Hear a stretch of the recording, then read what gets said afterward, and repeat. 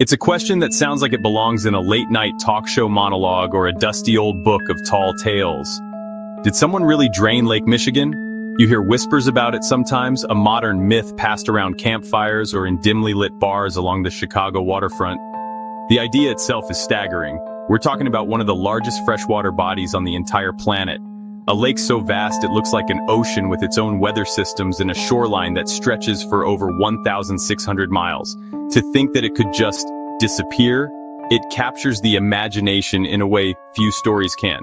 The legend takes many forms. Some say it was a secret government project. Others claim it was a colossal accident, a geological fluke. You can almost picture the headlines. After all, we live in a world where unbelievable things happen every day. Why couldn't this be one of them? Of course, we have to separate the fiction from the facts. Let's get this out of the way right now. No one has ever drained Lake Michigan. It's still there. All 1.3 quadrillion gallons of it, lapping against the shores of 4 different states. The freighters are still hauling cargo, the fishermen are still casting their lines, and the beaches are still packed on hot summer days. The lake is very much alive and well, but the persistence of the myth points to something deeper, a fascination with humanity's power to reshape the natural world and a nagging anxiety about the consequences of that power. The truth is, while the lake was never emptied, its story is intertwined with one of the most ambitious engineering projects in American history. It's a tale not of subtraction but of redirection. A story about mankind looking at the relentless flow of nature and deciding, I think we can do better. This wasn't about draining a lake. The real story, the one that's often mistaken for draining a lake, is all about the Chicago River. For most of its history, it flowed into Lake Michigan.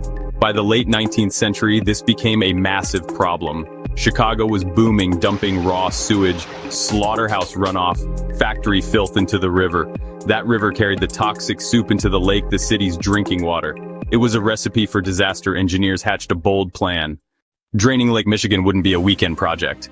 It would make building the pyramids look like assembling an IKEA shelf. The lake holds an estimated 1,180 cubic miles of water. That's enough to cover the continental United States in a foot of water. Nature's scale dwarfs human ambition, not even on the table. You'd need pumps of unimaginable power running for decades or centuries. Where would the water go? Dumping into the other Great Lakes would flood the region, Duluth, the St. Lawrence Seaway. Pumping into the Mississippi would overwhelm riverbanks and flood cities to the Gulf. Every solution spawns a dozen disasters. Logistics? A nightmare. What's at the bottom? Underwater mountains, deep canyons, glacial deposits, not a smooth sandy basin. Thousands of shipwrecks, a silent, preserved museum, layers of industrial pollution, a toxic legacy best left undisturbed, an archaeological and environmental catastrophe. In short, science fiction, technology, the cost, the environmental fallout, impossible. A fun thought experiment, not practical. The real story is how humans manipulated edges and outlets. We didn't drain it, we re-engineered its plumbing. They dug a 28-mile channel, the Chicago Sanitary and Ship Canal, carving through dirt and rock, moving millions of cubic yards of earth. When the final dam was removed in 1900, water from Lake Michigan flowed into the Chicago River, pushing it backward down the canal. It was an astonishing success. The city's drinking water was saved, a public health crisis averted. The reversal permanently altered Great Lakes hydrology. Billions of gallons are diverted daily from Lake Michigan. A tiny fraction of the lake, but a significant permanent diversion.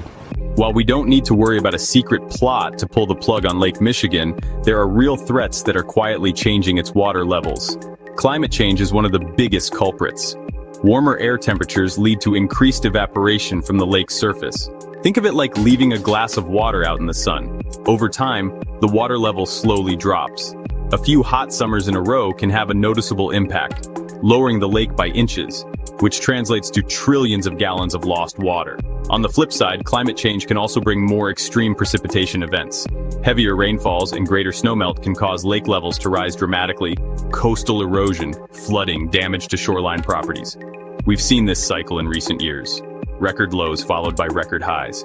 Then there are the invaders, zebra mussels, quagga mussels. These tiny mollusks are incredibly efficient filter feeders.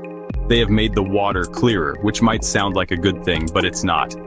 The job of protecting Lake Michigan from these creeping dangers is ongoing, and it's a job that falls on all of us.